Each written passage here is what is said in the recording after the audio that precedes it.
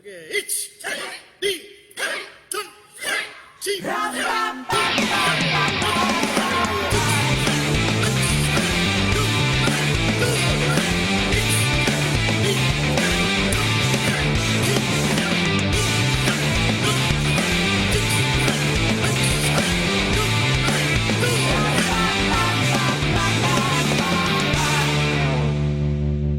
Okay, cheers, Sensei. Cheers, kampai!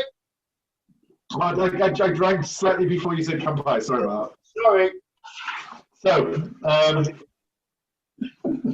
So we have questions for each other, and, Yes. and hopefully it will be interesting enough for people to tune in and watch at some point. Are you prepared?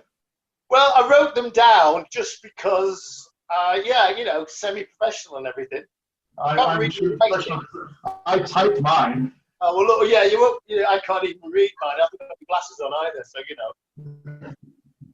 But go on. Right, I'm going to start then, because I'm going to do that. Edmund, I'll start. Are you ready? So, you trained in Liverpool. You started with Steve Cattle, and you've also trained in Marshall Street with the Noida Sensei, and you also trained at the JK Hombu Dojo in Ebus in Japan. Yeah. And you've read philosophy at the University of Manchester, and you've been a professional stand-up comic for the best part of 30 years. So, can you give us a deeply philosophical joke about karate? Wow. Well, I'll give you the non-philosophical one first, okay? What's a karate master's favorite drink? Karate. That's just like, the warm-up sort of thing. Okay. Deeply philosophical joke about karate. I'll give you time to think of that. So that was just my kind of easing in. I mean, well, I'll give you another one off the top of my head. Is like, how many karate teachers does it take to change a light bulb? 72. One to change the light bulb, and 71 to say we don't change it that way. Okay. Well, that was a kind of not really a question, because what I want to ask was that you once said to me that like you were trying to be stand-up, and then you went to Japan for a year, and then you came back, and it kind of acted as a springboard for your comedy career. Yeah. How and why? Okay, well, just a couple of things. I didn't start karate with Steve Cattle. My first grading was with Steve Cattle. I started with a guy called Leo Ariti from the Red Triangle, who had a club in at Church Hall in Liverpool. So Steve Cattle was our grading examiner. Mm-hmm. And later on, Steve Cattle, after my dad died, became a bit of a mentor for me for a short while, just to clear that up. In Japan, I went to Japan because I've always wanted to go to Japan. It was one of those things since very early thing I wanted to do. And when I was in Japan, I'd done stand-up comedy before. So when I was training at the Noida Sensei's dojo, I was basically becoming a comedian. So I trained lunchtimes there. Lunchtimes were for the softies like me and all the instructors. We did all the training there. So we did lunchtime training, and then evenings I cycled around London doing comedy gigs. And it was kind of a perfect life. Looking back to it, I took it all for granted. So I trained three times a week in the West End of London, went for a coffee afterwards with my friends. And then at night, I did comedy, and it was absolutely wonderful. But I've always had that itch. If you've got an itch, you've got to scratch it. Yeah. Always had that itch. I always wanted to go to Japan. I dreamed about Japan. So, I went to Japan. And when I was in Japan, a couple of things I realized. I realized that I really wanted to do stand-up comedy. And it was deeply within my teaching English was like really, really funny. I was like a terrible English teacher, but I used to perform, I was like, so that passion came out. And then I go out with all the gaijin and all the isekais and just tell jokes all the time to be funny. So I was like, so I realized when I was in Japan, I needed to go back to become a comedian, but also, I also loved doing karate there. There was a moment I sort of realized that I couldn't do like everybody who does karate has that moment where they think, I'd quite like to, do serious karate in Japan. And I kind of realized that I didn't want to do that as well. Yeah. So does that answer your question? So it's a bit like... So what was it just that? Was it just like the fact that you were teaching English and you thought, well, sod this for a game of soldiers. I know a better way to earn a living. Or was it kind of? No, much more than that. I mean, there was a crossroads because the the boss hated me doing karate. It was a big problem. He hated me doing karate. And, and he paid my flight over there. I lived in his flat, so, I was a company man. So it's very difficult. And then I thought I could stay. I thought I could leave that job and get another job, my contract run out, and stay in Japan. So I distinctly remember sometime around, I think, when did I come back? I can't, let's say it was August, I can't remember, August, September, whatever it was. I actually thought I could either stay and do karate properly, or I could come back and do comedy. And it was a very much crossroads, and I came back and to do comedy. I mean, name dropping. Eddie Izzard said to me just before we went to go, he said, "Don't go." Oh, really? Yeah, but then this is the same as Eddie Izzard who told me later on, years later, to remortgage my house and hire a West End theatre. So, what did he know? So before you went to Japan, like you were regularly gigging then, were you? Oh yeah, I was doing really well. Okay, this is okay. I was doing well, but I wasn't doing as well as I wanted to. There was something missing, and this sounds maybe pretentious, but when I came back from Japan, I got a Perrier nomination for my first show, and I got reviewed in the Guardian, and the review said something strangely beautiful has happened to Simon Bly, and I think because the show was called Banzai, so it was about living in Japan. So I went from like a shouty. I've always been a shouty club comic. I always will be. But I was a shouty club comic, a very good shouty club comic. We went to Japan and came back with a story to tell. In the guy called Spalding Gray. I don't know if you know Spalding Gray. He did Swimming to Cambodia. Really, really good. And I basically wrote a monologue, a dramatic monologue with no swearing, no dick jokes, and it was very good. So basically, going to Japan changed me in that way, which was brilliant, But like, do you think it was just the kind of being literally the fish out of water kind of situation for a year, or do you think it was the karate, or do you think it was the hardship, or like a whole load of all of them? I know exactly what it was. What it was doing what I wanted to do, and I wanted to go to Japan. Like Eddie Izzard said, "Don't go." And I said, I'm going. I remember being it was the World Championships in Sunderland, that brilliant World Championships. I was there for that one. I was watching them. I want to go there. And then it was, I just decided that I wanted to do it for me. And I've always done what I wanted to do, really. I've never been safe. So I just burnt all my bridges. I literally did a teacher training course, International House, really hard, quite expensive to do, passed. Applied for a job in the Guardian and got it. And it was like, bing, bing, bing, bing, bing. And then I got there, and then the boss hated karate, and it was all very, that's another story, yeah. But it was very much being your own man, really. Yeah. I just wanted to do it, and I did it, and then I made a decision whether I wanted to do comedy or karate, and I did comedy, and I would never regret that. But now I'm doing karate. So it's almost like it kind of gave you permission to do what you wanted to do. Like there's nothing back. Yeah, but also, where I'm from. I ran away from Liverpool. I came from a background where no one did anything like that. Yeah. So, I was the first one to my family to do university.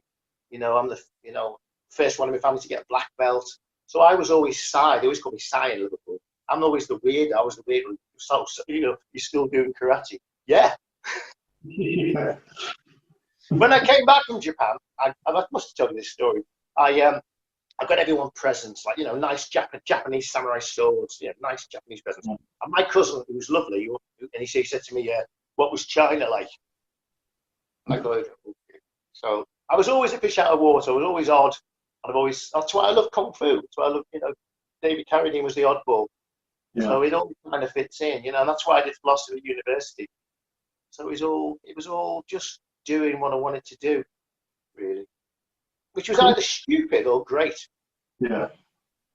I mean, my one regret with Japan is, I suppose, I not regret now. It was regret for a long time. I wish I'd trained. I wish I'd trained more at JPA, but as it was, that wasn't to be. Yeah. But whatever happens, I trained everyone. I think I've got the book upstairs somewhere. I think I've got 4 months of stamps in. So I did. Sorry, say again. I've got my little attendance book. Yeah. Okay. So, I mean, I did. I wanted to go every day, and it was too hard. I couldn't go every day. So Right. I went when I could, and then I found another dojo and I traded in the other dojo.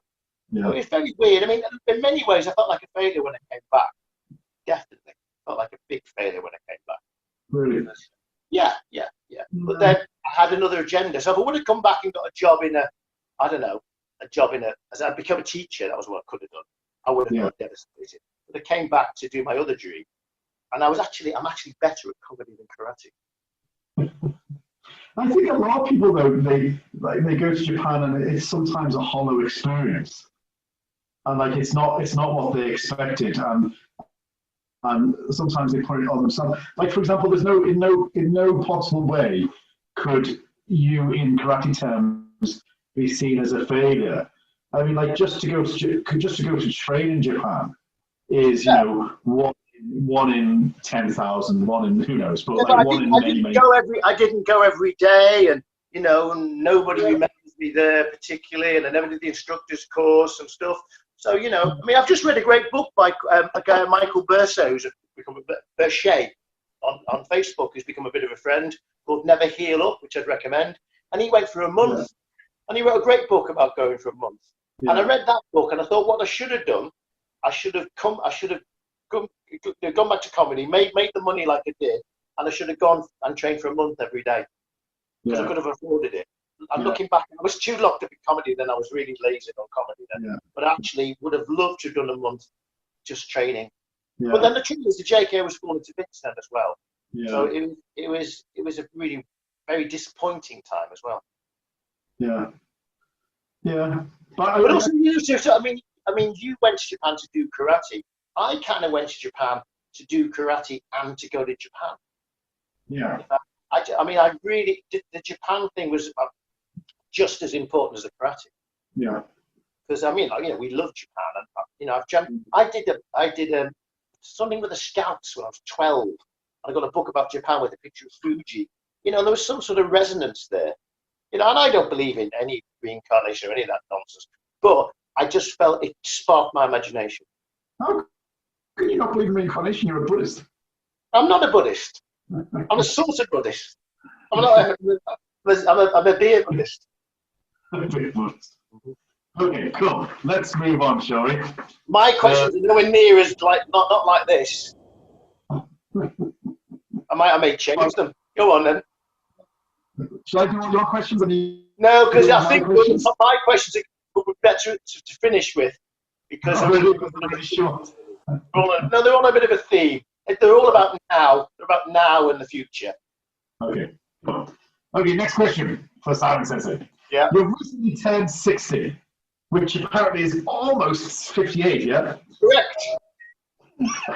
And so, how is your body holding up? And have you changed your karate? What advice would you give to an aging population in karate dojos? And the reason why I ask this is because you first taught in my dojo. Yeah. Because you were doing karate for over 40-year-olds, and you started to do that in the UK a little bit.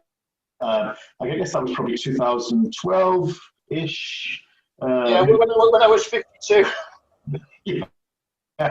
So because I wasn't 40 at the time, but you came over and you were talking about kind of like safe karate and also shogai karate, which is what you then subsequently went on and sort of called your dojo. So, what advice would you have? How have you changed, and how has it affected you? Okay, well, the first thing about those classes, looking back with hindsight, is that they were terrible. They were terrible for people around 40, because my advice was, well, you need to do 100 squats and do karate like this.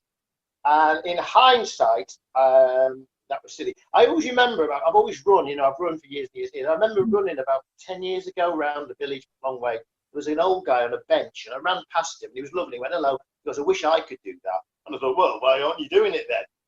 And probably because he was 60. Yeah. So, made a couple of resolutions really. As far as my body's concerned, it's fine. That's the answer to that one. My body's fine. What was the other question? Well, so like, what have you learned? How have you changed your karate? And well, okay, yeah, this is a good question because essentially, being honest again, this lockdown's given me lots of time for introspection, and I really, to be honest, haven't changed it really, but I need to. I think because I still, I'm still like with these Zoom classes. I found very challenging. Because a lot of times Zoom classes, I finish Zoom classes very disappointed, and I need to change my karate. Yeah. Well, and you finished your Zoom classes that you taught disappointed. The morning training, we did 10 weeks of training with you. Okay. And I think, I've always been the guy who could do stuff, haven't I? You know, that's the thing. So my role in the dojo the past few years, I mean, my image of myself is I'm the guy who can do the Jodan kicks. I'm the guy who can do this.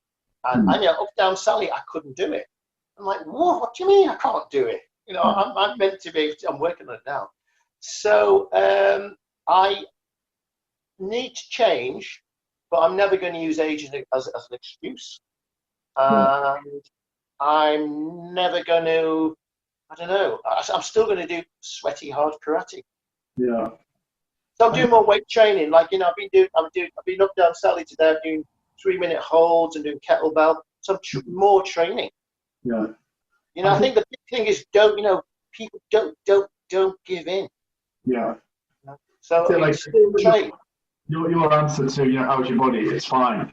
I think because obviously I've had my issue with my knee over the years, but like I've never, I actually over the last 12 weeks I've stopped using my knee brace. I've stopped mine. I've stopped mine as well. Yeah. Yeah. So I obviously people didn't know I used to wear a hinged, a very heavy duty hinge, just because I have no ACL in my left knee, and I've worn that for 22 years. Yeah, I'm relative have known you've worn it. When I didn't, my knees were good. You had a back knee. Yeah. So and I stopped using it, and because my knee feels great and a whole host of things. But even when all that time when my knee wasn't great and I was limited in what I could do, anybody said, "Oh, how's your body?" "Oh, you're fine. It's fine." Never ever kind of, not that you weren't admitting to them, because I'm quite happy to say, "Oh yeah, I've got no ACL and blah blah blah." It's not that I'm not admitting to someone that I'm vulnerable. It's just I'm not admitting it to myself. I think that's kind of, yeah. Do you remember in Okinawa at that Senahas class, and I couldn't do it, and I hated that. But I was gonna have knee surgery like 2 weeks later, but I hated that. But I mean, people define this. There's nothing more boring than telling people about your injuries. Yeah. There was an interview in SKM a while ago, and a really nice guy, quite old, an older guy, and the whole interview was a big list of injuries, and no one cares. And everyone's injured, everything hurts. Yeah. You don't need to tell anyone. So my resolution, which I'll make public now, is I've decided that in the dojo now I'm never going to mention whatever might be wrong with it. Yeah. And I'm just going to train around it, and that's it. Yeah. I think like the approach that you're taking, which is weight training to strengthen your body and to stop that natural aging of, like, naturally as you get older your muscular structure gets weaker, so you counteracting that. But also this explosive up and down kind of young guys training that causes inflammation, and I think the biggest issue that people have as they get older, rather than just sweating it out, actually just working on posture, working on. Well, I've slowed down. I've definitely slowed down. So, like, even on that morning training, I was going for it when I wanted to, and other times I was, trying to do it right. Yeah. And I've certainly kata slowed down. I've slowed the kata down a lot. Yeah. Which I think, I'm maybe because I teach. I'm trying to work on my own pace now. Yeah. And because in my mind, I still think I'm 25. So you have to slow down. Suyama Sensei does a great Meikyo somewhere on YouTube. and I'm doing Meikyo a lot, and he does it really nice and just controlled. Oh, that was quite interesting. Yeah. But I don't want to do it like a shaky old man either. It's balance, isn't it? Balance. But you know, Okay. I was just going to say, you know, that there was. Do you remember one time in Okinawa at the World Championships, there was somebody, a very high grade, brilliant, in the old days instructor, entered the veterans kumite and kata, and I was really thinking it's going to be great. This, you know, he's going to win really one hip on or throw someone or do a beautiful, really simple wankan or something, and he did a terrible shaky kata, and I thought, don't do it, don't do it, you know. Yeah. But I think, you know, Shogai karate is the thing for me. Just keep training, you know. And I think what Shogai karate means, just in case. Sorry. Tell people what Shogai karate means. Oh, Shogai means new beginnings, no ends, no karate without ends. So a black belt's not an end; it's a new beginning. So never train for life, karate for life. I mean, you know me. I mean, this is our vehicle for life, the body. So you know, and this is karate is not important, you know, but this is our karate vehicle, and this is the vehicle for life. So you know, you need to make friends with your body, but you need to make it work, you know, and just train, you know, just train. And you know, you can tell who trains and who doesn't train. Yeah. I was talking to Christy Howard recently. There's a great documentary on YouTube about 8th Dan Kendo in Japan. I'd recommend everybody to watch it. And there's this guy, and he's 78, and he's doing kendo. He's failed the 8th Dan test 25 times. And like he's dead skinny, and he sits in Seiza, and he fails it again. And he goes, never mind, I'll do it again next year. In the end, he goes, Miyazaki Sensei died after making it to school. But it was lovely. It was, and I knew all the other guys were all like, remember we went to, was it Shiomitsu's Sports Center Dojo? The one with that terrible mat, that's where my knee went. Yeah. And in the corner, there was all those really skinny old men doing the full splits, tube training. Yeah. And I thought, oh, I like them. Yeah. Don't go quietly into the darkness. That's the one. That's the one. But, you know, I mean, you know, we love karate. And I think, you know, karate training should make your life better. Yeah, absolutely. And I think it's just one of those things is if you stop, it's so difficult. Like if you stop even for a year and you go, okay, you know what, I'm not going to focus on my training for this year. I'm going to focus on building that dojo. I've just opened a dojo and I'm going to focus on just teaching the students and trying to promote the students. I'll do that for a year, then I'll go back to my old club and start training with them again. And that's it. Case closed. You'll never go back. No. Because you've got I've learned that lesson the hard way many times. Is I can't afford to stop now, you know. Yeah. You know, you can't stop. But also, you know, you can't make excuses. Yeah. And also that's the enjoyment. Nobody cares. You know, you are what you do. You're not what you say. You are John Paul Sartre. You are what you do. Yeah. And that's but like the vast majority of people start to karate because they love that training and love that kind of energy that they get from it and love the kind of the vitality going through your body. And at what point did they forget that and then just say, oh, well, I'm just going to teach? You know, I mean, I don't want to get all constantly, but you see it a lot, don't you? You see, I mean, the curse of teaching is this is what, you know, you've managed to. You're one of the few, I would say, without knowing definitely, one of the few international senseis who still train.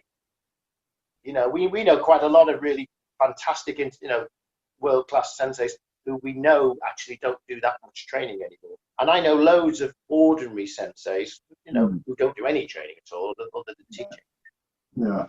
You know, and even I felt that myself, really, you know, because I only teach about 3 times a week. It's going to be twice a week after this, I've decided. Yeah. But, you know, you have to train, don't you?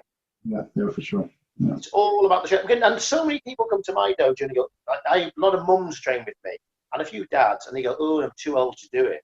Yeah. No, you're not. You got, you know, Karen Williams is 76, John Viney, Sensei, 71, and I'm nearly 58. And I go, look, we can do it. But you know what? We know what Scott Sensei. The actual thing is, it's hard. Yeah. And also, you have to want to do it. The other thing I've learned is like you have to want to do it. If someone said to me, you have to take up knitting to save your dexterity of your hands. I hate it. Yeah, You know what I mean? It's like, so it's easy for me because I like training. I love training. yeah. But if someone said to me, you have to take up knitting or something, I don't, yeah, so let's say knitting. I'd bloody hate it. Yeah. You wouldn't then go on to say that you're a knitting instructor. Yeah, my knitting would be rubbish as well. Okay, next question. So, I've been to your house. I'm here now. You are, and you live in an old village school that you've converted into basically what is a library of karate books and a bed. And I know, like your house is covered in kind of all martial art books everywhere, right? And I know that you've read them all. What do you think is the most misunderstood aspect of traditional karate? Oh, good question. Whoa, well, okay. First off, the karate that we do. Don't piss anyone off with this question. No. This is historical fact because I've read books. Right? No, the traditional karate that we start now was never done by the samurai. Samurai didn't do karate. Yeah. Japanese karate is a Japanese karate style. Tode is Chinese, Southern Chinese Kung Fu. So what is called Shotokan karate was basically brought by Funakoshi as Okinawan Shorin-ryu, Southern Chinese Kung Fu, in 1922. Let's say 1922. And if you look at his books, he's doing Shorin-ryu, which is wonderful style. So let's say the traditional karate that we practice was probably began in Keio University, let's say, about 1936. So it's not an ancient art. It's a hybrid of Chinese art that came about. Do you want me to get technical now? Possibly because of the Meiji Restoration. So the Meiji Restoration was when Japan decided to catch up with the modern world. Before that is the Tokugawa area. They were the samurai. They didn't do karate, they did samurai things, right? They have top knots. So Meiji Restoration comes, they cut the top knot off. Funakoshi's books talks about him cutting his top knot off, and his father disowned him. So they embraced modern things. So Funakoshi went to Tokyo, and he learned this quaint art, this Okinawan art. It's a bit like if someone came from the Hebrides and go, I'm going to teach you how to make Harris tweed or something. They go, oh, this is really nice. So it was literally, that's what it was. It was a quaint art. It wasn't Budo. It was like a foreign art. So people who I can't stand this samurai nonsense. Bushido stuff, I don't like that either, because we'll talk about that another time. And Budo, empty words drives me mad. The 7 virtues of Bushido, all that stuff. Traditional karate, someone's just decided randomly, really, to go for JKA, Nakayamaha karate. And they've given them all that baggage. And really, if you say, hang on a minute, mate, you're just doing something that from really post-war. Shotokan, as we know it, is post-war, isn't it? Yeah. And, you've seen those black and white tapes of Nakayama Sensei and all that lot. And, they look like brown belts, don't they, really? Yes. Yeah, no, they do. But then that's not a problem. If you look at Liverpool, who are my team, playing football in the second division in 1962, they look like, an amateur football team. Yeah. So the world's changed. So I just think people love that pompous faux historical stuff. Yeah. And like, get no disrespect, but people tattoo their bodies and put posters on and fill their dojos with samurai swords and stuff. If you want to do a samurai art, take the sword. So I think there's that misunderstanding. And I had that when I was like 14, because I loved Bruce Lee and all things Oriental. Yeah. And people just get tied into that, it's samurai karate, it's just that annoys me most. And then also what annoys me there, people get into that set in stone Nakayama karate, and then people like you change it, they go mad. Yeah. They don't change it. Yeah. Yeah. Is that fair enough? Yeah, absolutely. Yeah, absolutely. Cool. Okay. What do you think? Well, see, I never I never kind of really bought into that whole samurai stuff. Yeah. Oh, I did. You see, yeah, initially, yeah. Yeah, I mean, like I suppose I was because I started karate probably at the time of Karate Kid, right? A little bit before then. So then I started jiu-jitsu before then. And but like really kind of I just went along and I enjoyed it, but like my understanding of the greater picture of karate was really kind of brought about probably about by the Karate Kid, and so that wasn't particularly kind of a samurai based philosophy. That was kind of a Japanese culture type philosophy, wasn't it? And Yeah, Mr. Nagi and Daniel San and all that kind of stuff, which resonates, I think, throughout the world. Like, you know, like that senpai kohai. Well, you know, in Yorkshire, you have thee and thou. And how's he doing? How's that doing? You know, for someone who's senior and junior, or like you know, just the sense of your place within society. So that resonated in a whole different level, but not connected to samurai. So I never bought into it. So I never kind of really went down that path of aligning my practice of karate with ancient Japanese warriors. well, it's the sense of the other. It's an escape. So you know, you don't remember kung fu. Kung fu was dreadful, but for me as a kid in Liverpool, who was unhappy and a bit lonely and blah blah blah, this was another world. And then people see the samurai stuff, and it's like sword and sorcery, Yeah. you know, or the Camelot thing, you know, the chivalry. Yeah. People, you know, that other is really exciting and interesting. Yeah. Yeah. You know, and it's also, you know, you don't have to worry about proper technique or anything. You just put pictures up in your dojo, and you know, they're like, you know, people who do ninjutsu and stuff. You know, no disrespect, but you know, you've all met those guys, or people who do, you know, hybrid jiu-jitsu stuff are all called Hanshi and Shihan and knife things, you know, and they're doing basically, you know, British Army self-defense stuff, really. Yeah. Yeah. So next question. So people often ask, you know, like I've been asked in interviews, you know, who's inspired you?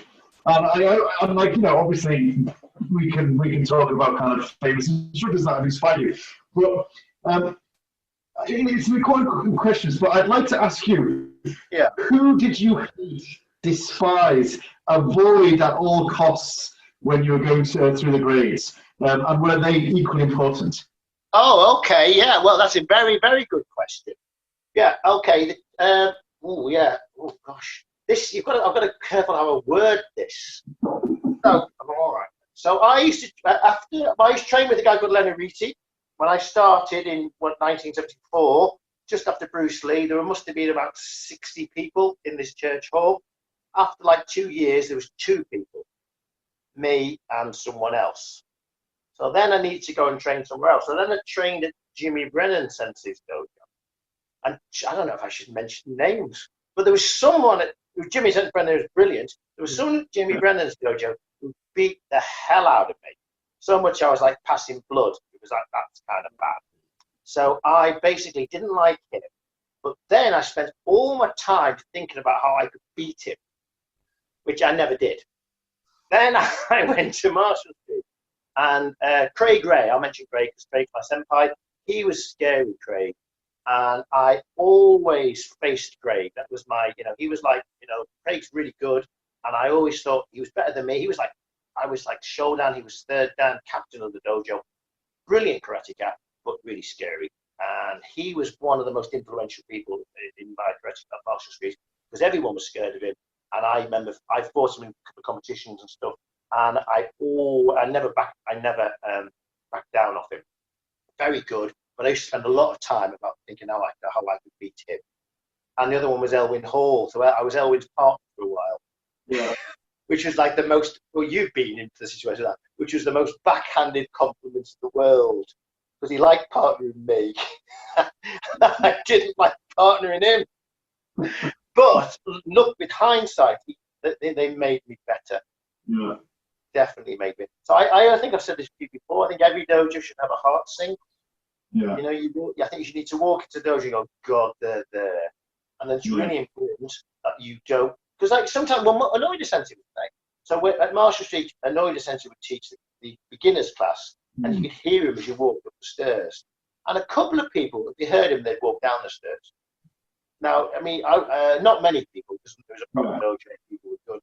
But I remember looking at people going, what? Really? If they heard an Oida Sensei. Well, you could hear an Oida going, and you knew him. And then you knew the class would be very hard. An Oida Sensei's class would be about 50 minutes, non-stop. You know, brilliant. All we pretty much sustained, but brilliant. Yeah. And people would literally, not many, but I remember distinctly seeing people coming down and think, what the hell are you doing? Because what, they thought it might be Ota Sensei or somebody? No, because Ota Sensei's classes were great, but they weren't like an Oida Sensei's classes, which were very, very hard. Yeah. So, I mean, I was thinking about this recently. You know, karate is one of those things that I'm sure, I think you've said this, I never liked doing it. I liked it when it was over. Yeah. Like, sometimes it didn't go. Yeah. That was the other thing. You know, quite often, I remember training at Terry O'Neill's dojo, standing at the bus stop in Bullock Road in Liverpool, and the bus came and I didn't get on and I went home. And I had a day in Japan, I went there and went home, and because it was really hard, and then you hate yourself. Yeah. You know, and it was so, I mean, karate was like that in there. Yeah. And I think, you know, those experiences, the hard bits are the best bits. Same with comedy. The best stories are the stories where something terrible happens, but no one dies. For example? Well, I don't know. I was talking to Phoebe, my daughter's the day, and I said, one day it was Christmas. She was about 6, and she got a new bike, a little tiny bike, snowing and horrible. I said, let's go for a bike ride. And I put her on the bike ride, and I took her all around the fields, and it was about 8 miles. And honestly, she was crying and going, Dad, you've ruined Christmas. And I pushed her back on my bike. But you know, that's a better story than go, oh, she got a new bike, and it was all lovely, and we went down the road and back again. So do you know what I mean? So I think in karate, like your book, if you would have gone, oh, I did the instructor's course, it was very hard, my spirit was polished, but that was, I love Japan.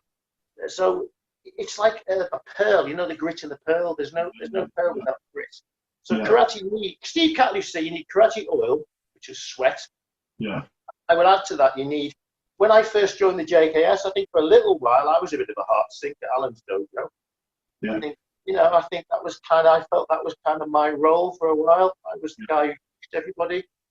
You know, I remember when Alexander Dalton, who I really liked him, I think I tried to be senpai to him, pushed him quite hard because I liked him, and I told him, and I did it the modern way. Yeah. I said, and I didn't, there's that line between bullying, but I did push him quite hard, and afterwards I took him for a drink and said, look, you need to improve your kumite, you're going to do third down. Yeah. So I think that's important, Yeah. I mean, karate works best as in a dojo, you've got a dojo. So the grading system works great in a dojo, senpai kohai thing works in a dojo. Everyone knows who's good, everyone knows who isn't good. And once you go that as an organization, that's a challenge that we face, that blurs, doesn't it? Yeah. And certainly when we formed, the WTKO days, we suddenly had all these characters who basically, had no sort of, who didn't fit into our system, hadn't trained. And that was very, for me, that did me head in. But to be fair though, like in the JKS days, when we set up the JKS, it was very the first few years.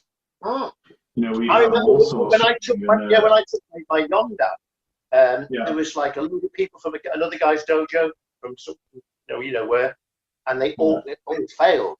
And like Gagawa said, furious, absolutely. And I kind of looking back on it, I felt sorry for them because they were out of their depth. Yeah. And some of the things that happened to us, the conversations we had with people, we just had a completely different structure to them. Yeah. So they often, I thought they were, I thought they were idiots at the time. But look, now older and wiser, they just didn't know what they were getting into. Yeah, yeah. And some came through that and became good, and others didn't. Yeah, I mean, but I mean, so definitely there are people that the best people who have helped me in karate were the people who put me under pressure, who hit me, but who I never ever backed down from, and never really beat them. This is one story. Elwin Hall always beat me, always wiped me out. But one time I got him with Maigari, that's my thing. And he just gave me that, it was like a kung fu to him, a little nod like that. And then he swept me and punched me. But it was a bit like, you must have had those moments. Yeah. And that's happened a couple of times with people. I always think, you know, karate down 7 times, get up.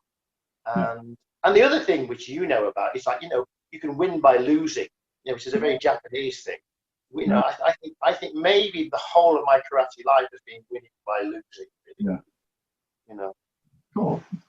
Okay, last question for you. Last question. Right.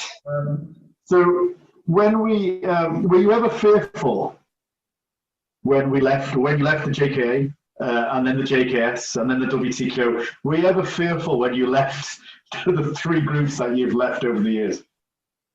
Okay, that's a good question. I remember sending an email to you, was it, or to Alan, about when I was in the JKA. I felt very loyal to them, like everybody, because, you know, I'd never been involved with politics before. Annoyed the Sensei died. That was my first. You know, I loved being nobody. It was fantastic. You know, nobody cared who I was. I did exactly what I wanted. You know, I trained at Marshall Street. I was in the squad a bit, but not really, because I was a comedian. But I was, you know, I was good. I was one of the guys at Marshall Street. That was lovely. Yeah. I was my own man. Never gave a toss about politics. Noticed since he died, I stayed at Marshall Street. They went JKA. That was okay. You know, I treated them. It suited my lifestyle. I had issues about KGB karate anyway. And then I met you. I moved up here, met you, and I wanted a good dojo. Straight away we clicked, didn't we? And it's a bit like going to Japan. It was the right thing to do. Yeah. And all the other times, I mean, I remember sitting here now with you, and no, I had no doubts about that at all. Yeah. I mean, JKS to WTKO was easy. The WTKO one, as I'll be totally honest with you, really, really, really disappointing. Because I put, like you did, we took nothing, we had nothing, and that, you know, and we built up a group of 1,000 people, and it was gone like that. And a number of people were particularly horrible to you and me, but especially, you know, from my point of view, some people like were really unpleasant to me. Yeah. But I never had no doubt. No doubts. No. The only doubt was the first move to JKS, and I did that for karate reasons. That was purely pragmatic. I thought, I found a good dojo. I'm going to do that. I think if you might have been independent, then it may have made a difference. But I was still in love with Japan by then. Cool. Okay. And then like one more thing. I mean, I remember our first trip to Japan when we checked here, which was great, and all the other places made me realise that we really don't need Japan. Yeah.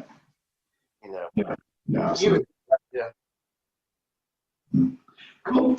Well, Simon Sensei, that's all my questions. Right. Question number 1. Can you kill a man with your nose? Not my nose, but I know a man who has got a nose who can kill a man. No, I mean, I another thing I've decided as I'm nearly 58 is to look to the future rather than the past. So I would like your opinion, which I would also add to, about when this all happened, Zoom never existed. Yeah. And you particularly have embraced this Zoom thing. And I would like you to talk about how you felt about, I don't know, so many people just buying into it, and how you've adapted and how you've coped with that. Yeah. Well, I think, you know, sometimes, you know, necessity is the mother of all invention, right? So I think, like, over the last 3 months, I guess I've had a lot of very positive feedback about what we've done on Zoom.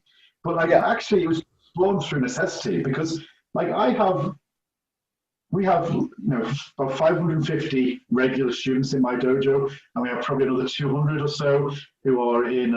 We teach karate in as part of their PE program in schools, and so, you know, best part of 750 members training, which equates to something like 62, 63 classes a week that we teach in the dojo and outside, and so. That means that I have 4 full-time instructors, a full-time secretary, and 2 part-time instructors. And my wage bill, you know, per month is quite high. Yes. You mean you pay these people? I do, and I pay them a good Where salary. are you going wrong? They should pay you to train. So, in the Japanese model. That's it, yeah. That's sustainable, isn't it? Yeah. And so I just like, how are we going to facilitate the smallest amount of drop off in terms of people paying their monthly fees? And so you know, the lockdown in Ireland happened on the Thursday, whatever date it was, Thursday the 18th or whatever it is of March, probably before, wherever it was. And on the Saturday, we had all our classes online, and then from that day until actually Monday, when we were allowed to teach outside for the first time, we've been teaching 16 classes a day. Now, so on Zoom. On Zoom, yeah. Brilliant, yeah. And so all our students have been facilitated, and actually, it wasn't so much us, but their desire to do something that really kept it going. Well, this is the next question, really. I mean, your thoughts on the spirit of what's happened in the past few weeks. I've done the morning training. Yeah. I've been really impressed, and I'm doing Zoom classes. I get people from literally all over the world training. It's amazing. Yeah. So it is that kind of like marriage between, you know, people in lockdown, you know, they want to do some physical exercise, they want to do something that's community based, like, you know, you got like our morning sessions, right? We had like 20, 25 people on a morning session, all doing kind of Tabata or, you know, like whatever speed drills in 1 meter square, and they're all there across the screen, kind of sweating and working really hard. So that marriage of people really wanting to do something, people wanting to be within a group of people, and, you know, we all used to meet for a cup of tea before, 10, 20 minutes before, have a cup of tea, chat, talk, stretch, and then we start, and then maybe half an hour afterwards, again, chat. Like, that's mental health, physical health, social health. It just ticked all the boxes. So my desire to make sure that the business kept on going meant that we put this Zoom training in place immediately. Their desire to kind of latch onto something that they was familiar, as well as have a group of community of people that were familiar to them and still have some sort of level of communication, then led to that kind of structure that existed immediately, like happened on the Thursday, lockdown on Thursday, by Saturday morning it was there. And then added to that was the fact that I got my wall calendar in my office, and I wet my thumb and I wiped out, 3 months of seminars. Actually, like 3 months of paid seminars. I thought, well, I will go mad, because I don't. Of course, I do it for the money because I'm professional, but I also do it for the whole sense of that's who I am. And, that's my next question, really. Yeah, and like, just that artistic muscle needs to be flexed, and if it doesn't, it'll kind of wither away. And so I know it was actually before St. Patrick's Day. St. Patrick's Day weekend I had off, so the lockdown went in before. So the weekend after lockdown I had off, and the weekend after that I was due to teach in Barcelona for the weekend. I think it was like the 22nd of March that weekend. And so I just said, well, I'll teach a seminar. I'll just go to my dojo and I'll Zoom it like we've been Zooming our classes, and I'll put it online, and because I need to think of something to teach, and I need to kind of keep those kind of artistic juices flowing and creativity. And so I just taught it, and it was really popular because the whole of Europe and a little bit of America was in lockdown. The world, really. Yeah, and so I thought, well, that was really good. And then, I hung out to the dojo for a little bit, and Ross and Rue and was still there. And I thought, well, at least it's a little bit social. And like, I'm still having that sense of like doing my job.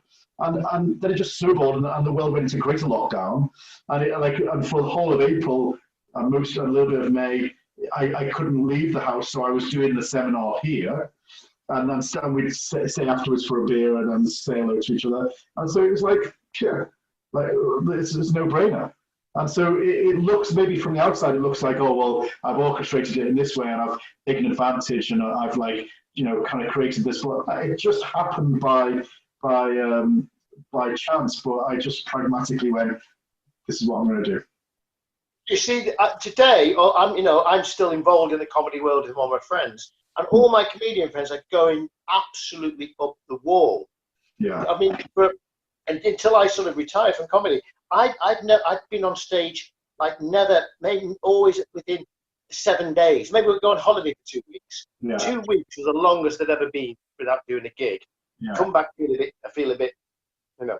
And as a professional comedian, the secret is you do it for nothing. Yeah. You like it, and you basically you are what you do. So you reach a situation. Hell on earth would be for you, sat in your house not being able to see karate. Yeah, absolutely, yeah. Because again, again, without sounding pretentious, it's about being an artist. That's your or tradesman, even a tradesman. You've got to do your job, but it's not particularly about the money. It's about doing what you do. If you hadn't taught karate since March of 13, I know you'd go bonkers, wouldn't you? Yeah, absolutely, yeah. Big hole in the wall where you put. And just like actually, it's some of the greatest kind of evolutions of what I feel is my karate has happened through kind of my inability to do it. So like my first and kind of biggest leap forward, I guess, was when I snapped my ACL. And I was told, well, unless you have an operation, you'll never do karate again. And it was when I was in Japan, and I couldn't afford to take a year out. So I went, okay, well, I'm going to find a different way, and I found a different way of doing karate and a different approach, and that radically changed my karate. And then towards the end of I guess so that was 1998, and then towards the end of my time in the JKS. 2013, I picked up with my other knee, just some bizarre. There was no trauma to my knee, but my MCL, my inside ligament on my inside of my knee started to get a little niggly. It got worse and worse and worse to the point where I could barely walk. But yeah, I was teaching like probably still at that time 40 weekends a year, and then I had to find a way, and that kind of put me onto the channel, and then I started doing that kind of like shapeless karate. Like blah blah blah, because I was teaching everything from Shizentai, and so I was like those Gidan things and blah blah blah, because I couldn't make a stance, and so that kind of leapfrogged me to another sense of like what could karate be, and that really helped. And then there's been a few other things in between, of course, but like this time, I'm stuck in one square meter of karate. What can I do? And for sure I wasn't going to go, okay, well, here's Heian Shodan within 1 square meter, because all you're trying to do is cram shapes of karate into a position that it doesn't fit. And sure, I've seen people like do all the katas, all the advanced katas, all the katas. Do back Yunsu backwards. On one leg. Yeah. And like that's nice and it's clever, but it's not good teaching though. It doesn't teach anyone. There's other things you can do. You can become so inventive that this constriction that we have forces us to be more inventive. This is my philosophical point, which I've realised are limitations extend us. Yeah. I mean, I love Gohon Kumite. Because Gohon Kumite, all you can do is, Gohon Kumite. And within that whole paradigm of stuff, there's so much you can do. Absolutely. And I think this Zoom thing has really brought that out, hasn't it? Absolutely, yeah. Yeah, I absolutely, yeah. I couldn't agree with you more. I think without the shapes, without the constructs that we put upon ourselves, like we define ourselves. What I'm trying to say, we define ourselves by the constructs that we create, the story that we tell ourselves, the narrative that we tell ourselves, and so much of what we do is kind of comparative. Compare yourself from one thing to the other, or even like happiness. Like people don't want to be happy; they just want to be happier than the bloke next door. Yeah, of course. Yeah, it's all about the constructs that we exist within. Language, mind maps, all that kind of stuff is about constructs. And so this was just one more construct How can my art come through this one construct, which is I have a square meter and I have a video and a screen in front of me with people watching me. How can I be artistic in my martial sense in this construct? And so that's which is, I mean, in a way, I mean, I think we'll look back on this and say, and with fondness. Yeah. I mean, I did 10 weeks, 4 times a week with you guys, and that was like wonderful. Look, you know, it's just a great thing to do. Again, because it's hard. I got up, didn't really want to do it. You're still naked, and you know, I was marching up and down in my kitchen. Very, you know, how did you find training like that? Well, when I was here in this room, yeah, I remember. yeah, I really enjoyed it. I enjoyed it was the hardest I've trained in a long time. Right. And part of that was because I just had the energy to do it, because I wasn't traveling every weekend. And so I'm interested to see, so like from the 20th of, I think it's the 20th, 22nd of August, I'm gone again from then until Christmas. All things being well, you know. And so I'll be interested to see what happens when I'm back training and traveling. Up until then, I'm just going to be training, no problem. But when I get to the point where I'm traveling again, I'll be interested if I can sustain that level of training. But at that time when I was in here, and I wasn't even going outside the house. Yeah. This is my oasis. Yeah, right. Because you were talking about the spaceship thing you said to me. Yeah. That was good. Yeah. I felt very exposed, I must admit. You know, at times I just felt, I mean, because I felt myself getting better. You were doing the slow kicks. Yeah. I remember, because I was always good at slow kicks. I remember doing the first lot. I struggled with them, really annoyed. So this is my thing. But the more I did it, the more I enjoyed it. But I did go through a stage of, I think you need all the time of thinking you're rubbish. Yeah. You know, I definitely thought I need to sort myself out here and push myself harder. Yeah. But it's still very weird, you know, being in your kitchen or living room training. But the more we did it, I definitely felt a sense of kinship and a lack of self-conscious. That's what it was. I lost my self-consciousness in the end. I'm just going to do it. You know? Yeah. Which was good. Cool. Oh, I had a supplementary question there based on that. All right, I'm going to change the subject now. I might come back to Zoom. What is your opinion on one-man band karate organizations? And how can we avoid being a one-man band, which we're not, I don't think, but we need to. What's your plan to avoid being a one-man band karate organization? Is that a fair enough question? Yeah. So it's something that I think about it a lot. Yeah, it's something that I've kind of dreaded and actively run in the opposite direction for most of my karate career. You know, it's like when I was JKS, like one of the overwhelming reasons why I like, especially from 2008 onwards, maybe 2008 to 2014. One of the reasons why I kind of put up with a lot of stuff was I remember the stuff you were getting. Yeah, because I just I wanted to be part of the community, and I wanted to be part of a sustainable community, and without a shadow of a doubt, the JKS is a sustainable community. You know, Kagawa Sensei will retire, pass away, whatever happens, Yamaguchi Senpai will follow. Will take over. Yamaguchi Sensei will kind of move on, and then somebody else, you know, maybe Shinji Nagaki. So like, because they've got the instructor's course, it just keeps on going and going and going. No, you're right. Yeah, and then eventually it will split. But you're right, for the foreseeable future. Yeah. And you know, I think all credit to them. I mean, they're doing loads of Zoom stuff, and you know, people who are my friends on Facebook, I'm seeing that, and I think they're doing great stuff. Yeah. And I mean, you know, which is great. Yeah.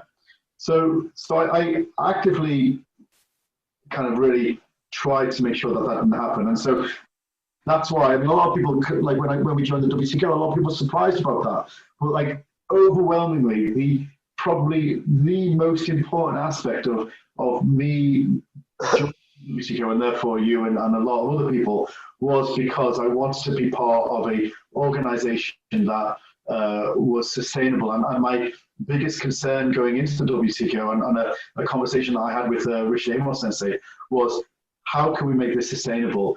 Can we have some sort of instructor course? And they had a Kenshin program already, and I think it certainly ramped up when we joined. And so there's the graduates of the Kenshin program. Generally speaking, most of them all happened after I joined the WTO, and it wasn't anything to do with me. It was just because that was a conversation we had, and I think that was seen as an important element within a group. So then when I was expelled and you guys followed, then yeah, there was a big danger that, okay, well, it's just me and my loyal students, and I really kind of didn't want that. And well, so, I remember sat here with you, that week talking about it, and we both, at no stage did you say to me, or did I suggest, oh, let's go independent. well, No, yeah, because it's, I just saw the move to WTO was, Richard Amos Sensei is, really good. He's a senior. He's like, well, we've got our link to something. Yeah. At no stage did you say, sod it, let's just go on our own. Yeah, absolutely. And I think it's just like collaboration, kind of, community, kind of building that kind of building bridges and trying to have a wider group that you can enjoy, like as you say, karate adventures. That was the most important element, and you can't do that in isolation. Yeah, but the thing is, what you've got is a living, breathing Hombu. We've got living, breathing Hombu Dojo, and we've got, you've got professional instructors, and I feel there's a lineage coming through, isn't there? Yeah. So the like to the nuts and bolts of it, and the thing that I put into practice is that, like I say, the dojo, 750 active members in normal circumstances. And that really, I draw a salary from the dojo, but other than that, it kind of barely makes, it's not a big cash cow, let's put it that way. A lot of money goes to funding. It's there basically to fund a kind of instructors program.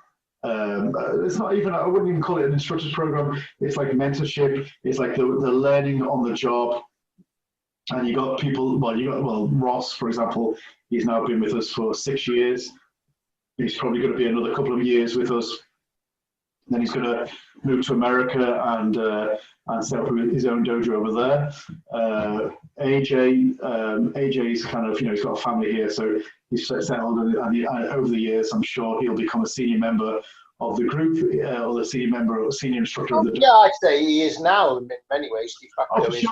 Yeah, for sure. He's been teaching full time for 3 years, well respected. As he goes through the grades and gets more experience, he'll just ease into that role naturally, I'm sure.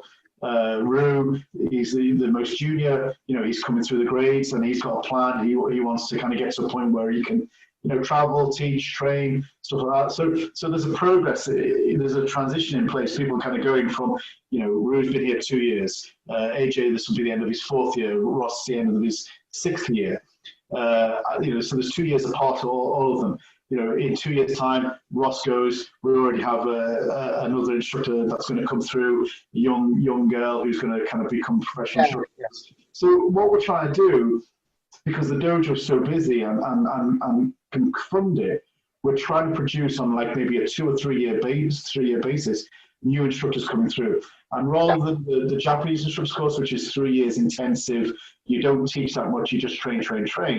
This is maybe a 6 year kind of period where they're training really intensively, teaching really intensively, and as they go on through those 6 years, they then start to teach more and more internationally. And by the time they get to year 6, like Ross now, been here 6 years, 27-year-old, 4th dan, he's already teaching internationally. If he left now, he would be fine. It's just my opinion is it's time for him to fly, really. You know, Yeah. I like Ross, so it's time. You know, when it suits him. Yeah, circumstances are that like it makes sense for him in probably in 2 years' time. So But also, yeah, we've also got like it seems to be a meritocracy. mm, You know, it seems to be like, you know, everyone knows you. You know, the people we've got people book you. If I mean, when we're in WTKO, some people joined and said, "Oh, you know, I want to book me to teach courses." I said, "Well, I don't book anybody. The clubs will book you." yeah, You know, and then nobody booked him because he wasn't, you know, it was too expensive. It wasn't very good. yeah, You know, and it's a meritocracy. But I mean, I'm just thinking, you know, I mean, some groups of people have died recently, and like the successors are either very young and Japanese mm, or unknown and Japanese. yeah, You know, I mean, that's kind of, you know, we have to respect our high grades, don't we? You know, you know, that must be really weird. Say, if I would say Kata Sensei dies and they make some kid in Japan senior instructor. That's very strange. yeah, yeah. Well, who knows? I mean, I think the whole world is in flux, and I think if you're following the old model, then I think there will be a certain percentage of the group that will continue with that old model, but there is the new paradigm, there is the new vehicle of communication, there is a new way of judging who is good and who isn't, who's legitimate and who's not. Yeah. And unless you embrace that, then I think it will be very difficult for any organization to continue to succeed. Because the younger People would die out. I mean, I quite like motorbikes, and the great thing is about Harley Davidson. Harley Davidson, the classic motorbike. And Harley Davidson are in real trouble now because young people don't buy them. Because they're old guys' bikes. Young people want electric bikes because electric bikes are really fast and really cool. You know, or Japanese bikes because they're really fast and really cool. And Harleys are really old. And I kind of feel karate might maybe going that way. Yeah. And I think our job is to make traditional Shotokan karate really good and really cool. Yeah. Well, yeah, first and foremost, drop the traditional. Yes. Well, yeah, I mean, I say that because I do that, because it's nonsense. Yeah, sure, yeah. I mean, I remember years and years ago, I came, like, it can't have been that long, but it was probably, I don't know, whenever YouTube came out. I don't know. That's a good question. Yeah. But it was years ago, and someone put up a video of the Shiryu version, maybe, of Gion. Right. And I think it was Shitoru, I can't remember, but like I remember seeing it, and instead of, you know, the Agyuke Gakuzuki, step forward Agyuke Gakuzuki, step forward Agyuke, step forward Oizuki, what it was, this version that I saw, which was obviously an older style, and it was forward in a bride, and the step forward Oizuki, sliding back Agyuke, forward Oizuki, sliding back Agyuke, forward Oizuki, back Agyuke, forward Oizuki, something like that. So rather than Agyuke Gakuzuki, it was Oizuki Yoryash Agyuke, Oizuki Yoryash Agyuke. I thought, that's brilliant. That makes sense. And I looked at it, I thought, oh, that's a really nice feeling. And that having that feeling, and you can incorporate into Gion, blah, blah, blah, things that go through my mind. But I read the comments, and someone said, oh, if it's not Shotokan, it's not for me. Yeah. Well, you know, I've told you lots of stories. There's a champ video, I think it's called. And you know, I think Shitoru is possibly, you know, the best style of Japanese karate. Because they do Nahati, they do all the katas, and it's wonderful. Yeah. So, there we go. I forgot the question now. Oh. Simon says, you're a terrible interviewer. You used to be on the other side of the camera. Oh, no, I've remembered it now. Okay, here's the question now. Going on that, this is my bugbear. People keep on asking me about how to do kata, which is the right way. Yeah. And I go, you know, I say, well, you know, and I always go, look at best karate, blah, blah, blah, blah, blah. Can you explain to people HTKI philosophy of doing correct kata? My one is don't watch an old video on YouTube and copy that. Yeah. Because one more thing I'll say, because I don't want to say, no, don't do it like that. But I want to say, you know, do it the way you. But you know, when you've got like a green belt doing the yan yon down and banging the hands down and going, no, like that. Yeah. So could you maybe give a definitive response to Isekai members globally about kata's non-standardization? Well, if I gave a kind of mandate, or if I gave not mandate, if I gave an edict and said, okay, it must be like this, like, even Yes. that, it goes against what I want to say. Oh, I agree. Even if I say you must find your own way, even that then is wrong. You know, I think, okay, it's a very nuanced conversation, right? Yeah. Ultimately, kata, it does mean form, and it does mean mold, and it does mean law, and it does mean like set. So like kata just doesn't mean form. Like I was talking about this the other day. I was saying, like, you know, you can think about a mold. Like if you have a mold for a mug, like the mold itself is not the mug. It's only what you put into it is the mug. Is the mug. Do you know what I mean? Yeah. I know exactly. Yeah. So people look at the mold and they think that's what it is, but you've got to fill that mold with functionality. And if you don't fill it with functionality, then it's nothing. It's just a mold. We're back to making shapes again, aren't we? Say again, sorry. Back to making shapes, aren't we? Yeah, for sure. Yeah. So if you look at it, if you think kata, rather than being form, if you think it as a mold for your body, for your karate, a mold for your karate, then it depends what you put into it, as in like what sort of body you have, but also more importantly, what intent you have. How are you feeling on that day? Who your instructors are. Yeah. And you can clearly see, okay, well, you see some good people and you go, okay, well, they're definitely so-and-so students and they're definitely so-and-so students because they're doing things similar. Yeah, that's a good point. Yeah. That's a great thing as well. It's a great thing that you see some junior karateka who are replicating their sensei's karate. Yes. Now, if you saw a senior karateka replicating the sensei's karate, that's a bad thing.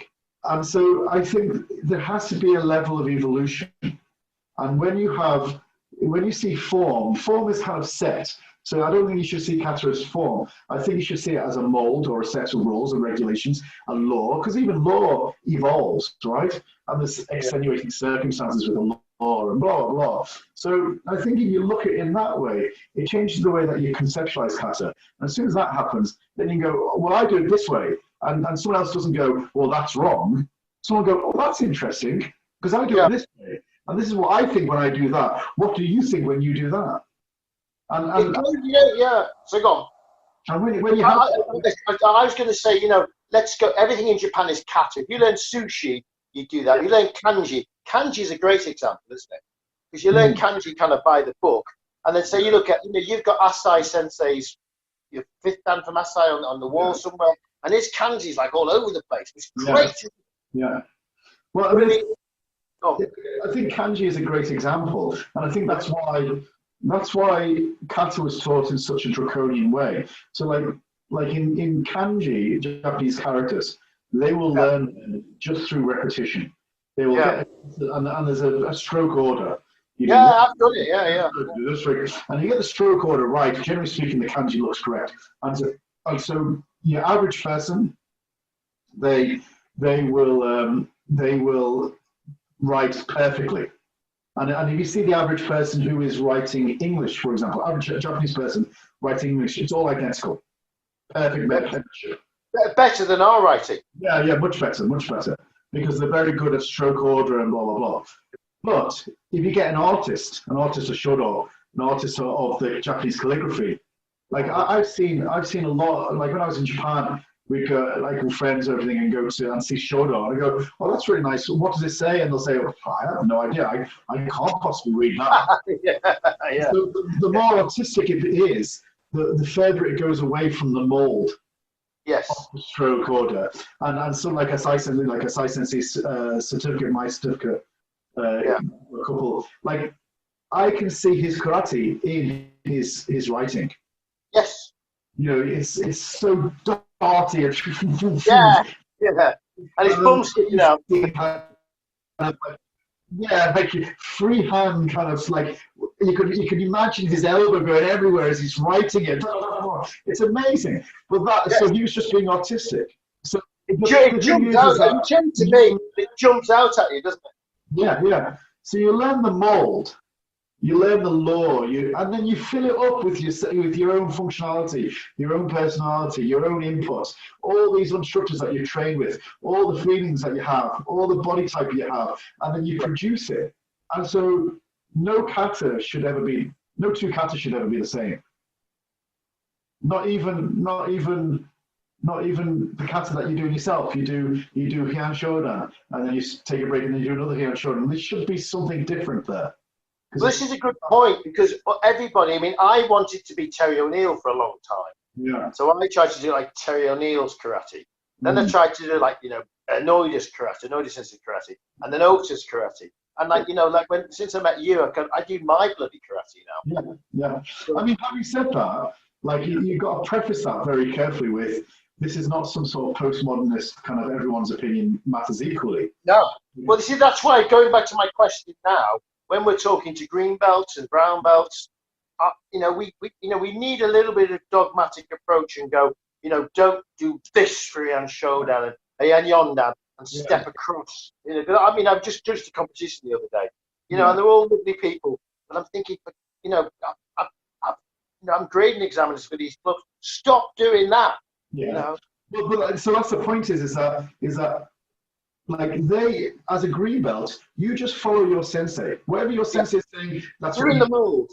Yeah, but then and so the sensei will say, you must do it like this. And then a senior sensei within the group, if we're talking to kind of, a club instructor, then we're not coming up to them in some sort of kind of draconian way and saying, you do this or else, whatever that or is. Yeah. We'll say, oh, look, I know you're doing it that way, and I'm for sure there's people out there that do it that way, but have you ever thought about this? Have you ever thought about moving in this way, or thought about moving that way? And try to influence people. Because for sure in my, almost 20 years of, 18 years of teaching kind of karate in the UK, Ireland, and worldwide, I have never, ever kind of gone up to someone and say, that's wrong, don't do it that way, you must do it this way. Yeah. Because it doesn't work. But what I have said is like, yeah, that's great.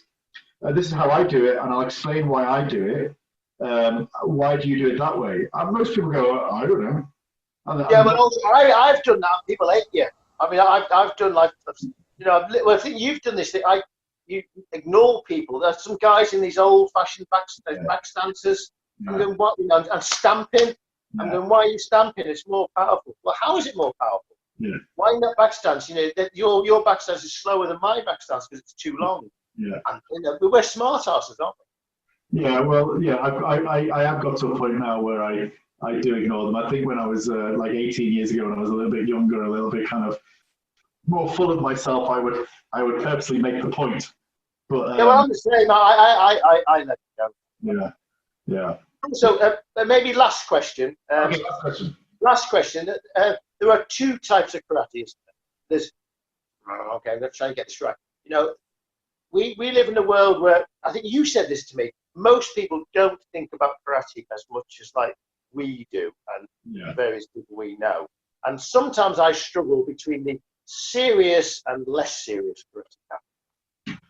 How do we deal with that, Karate's for everyone, and I'm very happy that there are an awful lot of hobbyists out there. Because if they weren't, so am I. I mean, I believe karate for everybody, but I get very frustrated by people who are too hobbyist. Yeah, but if they weren't, then we wouldn't have jobs. Like if there weren't that many hobbyists who just kind of bundle along to a dojo. Oh, Scott's teaching today. I'll go along and do this seminar. Oh, that was it. How far can a hobbyist go? Nidan. Good answer, Sensei. There you go. I totally agree. Yeah, I think Shodan is fulfillment of unique individual potential. So everyone in the world should be able to get everyone. 100% agree with you. That's a brilliant answer. Thank you. But Nidan, if they go beyond that a little bit, but like Sandan needs a little bit of talent and a little bit. I think Sandan in the old days was the fighting grade. Yeah. It's like Sandan was a sort of a serious. I remember getting Sandan was a big thing for me. My KGB book was full. That was the only book went up to Sandan. Yeah. And I remember getting Sandan, and I fought 2 Norwegian guys, and Tanaka was refereeing.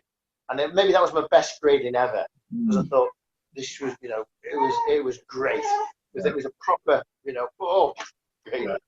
And okay, that's a good answer. Thank you. Okay. Well, should we, as we've been going an hour and a half, should we finish on that good answer?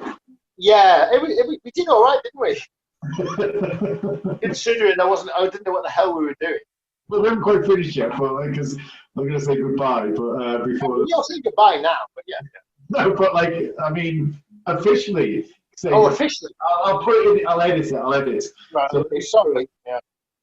I've got no more questions. Okay, so let me say that again. Sensei for this marvelous talk. Thank you, Scott Langley. Edit point. Thank you, Scott Sensei, for this marvelous conversation. Okay, so we'll finish there, shall we? So Simon says I've had a wonderful time chatting to you. Maybe we can do this again sometime. Yes, thank you. And if anybody has any questions they would like either of us to ask either of us, then maybe they can put it in the comments and we can do that some other time. And the last thing I want to say is, I think, please, we'll see you all in Barcelona in March 2021, yeah? Yeah, 19th to 21st, I think it is, of March 2021, Barcelona International Cup, and a big seminar with Guy Broder Sensei, Rick Jackson Sensei, and myself. Yeah, that should be super cool. I mean, from a personal point of view, from all the stuff, how long have HCI existed now? Just over 3 years. So 3 years, started from nothing. We've got clubs all over the place. See you in Barcelona. Great. World Cup. Okay. Thank you, Sensei. Okay, it's 3, 2, 1.